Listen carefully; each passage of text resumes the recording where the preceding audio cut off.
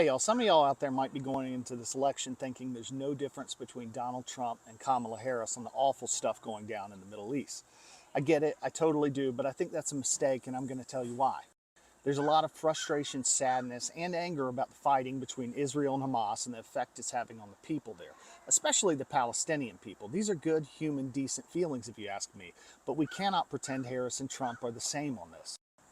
Harris has been the Democratic candidate for a matter of weeks, but in that time she's made some important statements. She's called for a two-state solution where, as she put it during the September debate, quote, we can rebuild Gaza, where the Palestinians have security, self-determination, and the dignity they so rightly deserve, all while saying that she supports Israel's, quote, right to defend itself.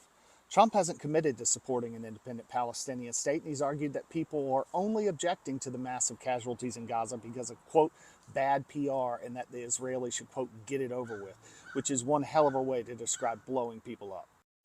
Look, what Harris has offered so far might not be everything that you're hoping for, I get that. But it's a totally different world over in the Trump campaign. These Republicans typically don't acknowledge any criticisms of Israel as valid, and you can't pressure a campaign or ask for something better when they don't even acknowledge your position to begin with. These two candidates aren't going about this the same way. And if your end goal is to change the way the U.S. government is handling this, it's hard to see a path for that in a Trump administration.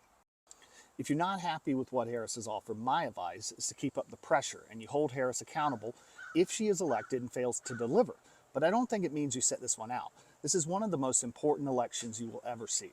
Make sure you're heard, and when you vote in big numbers, it's impossible not to be heard.